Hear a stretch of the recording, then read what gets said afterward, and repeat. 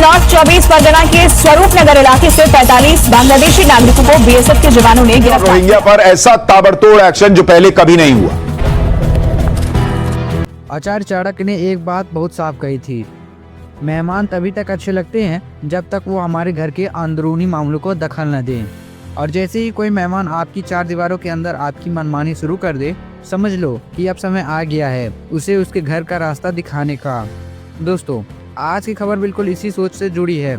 भारत सरकार ने आचार्य चाणक्य की इसी नीति को ध्यान में रखकर अवैध बांग्लादेशी घुसपैठियों पर बड़ी कार्रवाई शुरू कर दी है।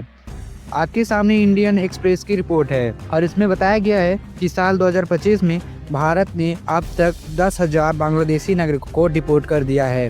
हाँ, पूरे 10,000 लोग जो बिना वीज़ा, बिना परमिट, बिना किसी पहचान के भारत में घुस आए थे। अब सोचिए, कोई शख्स बिना दस्तावेज के आके घर में घुस जाए, आपका पानी पिए, आपकी कमाई पर जिए और फिर आपसे ही अधिकार मांगने लगे। क्या आप यह बर्दाश्त करेंगे? ये लोग सबसे ज़्यादा दिल्ली, पश्चिम बंगाल, गुजरात और महाराष्ट्र जैसे राज्यों में बसे हुए थे। और डर की बात यह है, जब एजेंसियों ने इसकी जांच शुरू की तब सैकड़ों के पास फर्जी आधार कार्ड, फर्जी पहचान पत्र और फर्जी कागज तक मिले। यह सिर्फ अवैध घुसपैठ नहीं है, यह राष्ट्रीय सुरक्षा के लिए सीधा खतरा है, क्योंकि आज फर्जी कागज से घुसपैठ, कल फर्जी कागज से आतंकी गतिविधियां, ये सब संभावनाएं बढ़ जाती हैं। कई क्षेत्रों में तो सुरक्षा एजेंसियों ने पाया कि ये अवैध मजदूर संवेदनशील सैन्य इलाकों में भी काम करते हुए मिले।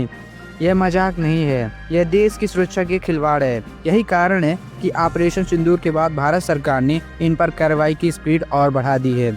अब तक 10,000 से ज़्यादा रोहिंग्या और बांग्लादेशी को उनके घर वापस भेजा जा चुका है और यह संख्या आने वाले समय में और भी बढ़ने वाली है। लेकिन इस कार्रवाई से सबसे ज़्यादा जो तिलमिलाए हैं वो हैं यूनुस और बांग्लादेशी सरकार।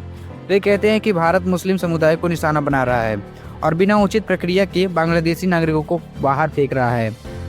अब मज़ेदार बात सुनिए, यूनुस खुद कहते हैं कि उसके पास सिर्फ 30% फंड बचा है और वे अपने लोगों को ही पनाह देने की स्थिति में नहीं है। मतलब तुम अपने नागरिकों को रखना चाहते नहीं हो और भारत से कहते हो कि तुम उसे बाहर मत करो। तो मैं आपसे पूछता हूँ, क्या भारत कोई अनाथ आश्रम है जहाँ जो चाहे आकर बस जाए, फर्जी कागज बनाए और भारत को ही दोष देकर फिर से उल्टा हमसे अधिकार मांगे? भारत की जनसंख्या पहले से ही 140 करोड़ पार कर चुकी है। इतने लोगों को रोजगार, राशन, शिक्षा, संसाधन देना पहले से ही बहुत बड़ी चुनौती बन चुकी है। ऊपर से लाखों अवैध घुसपैठिए और जोड़ दें तो देश कैसे चलेगा भाई?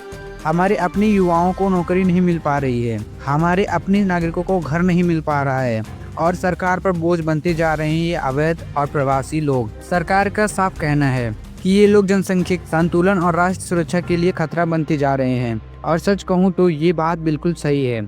अगर आज कार्रवाई नहीं हुई तो आने वाले 10-15 साल में हालात इतने बिगड़ जाएंगे कि सुधारना मुश्किल हो जाएगा। और यही सब देखते हुए भारत ने फैसला किया, जो अवैध है उसे वापस जाना ही होगा, चाहे वो कोई भी हो, किसी भी धर्म का हो, किसी भी समुदाय का हो। अवैध घुसपैठिए सिर्फ अवैध घुसपैठिए ही हैं, उनके लिए भारत में कोई जगह नहीं है। अब बात आपके हाथ में है, आप बताइए, क्या भारत का यह कदम सही है? क्या अवैध बांग्लादेशियों को वापस भेजना देश हित में है या भारत को बोझ उठाते रहना चाहिए? अपनी राय कमेंट में जरूर लिखिए और अगर वीडियो अच्छी लगी हो तो लाइक और चैनल को सब्सक्राइब कर दीजिएगा। मिलते हैं नेक्स्ट वीडियो में नेक्स्ट टॉपिक के साथ।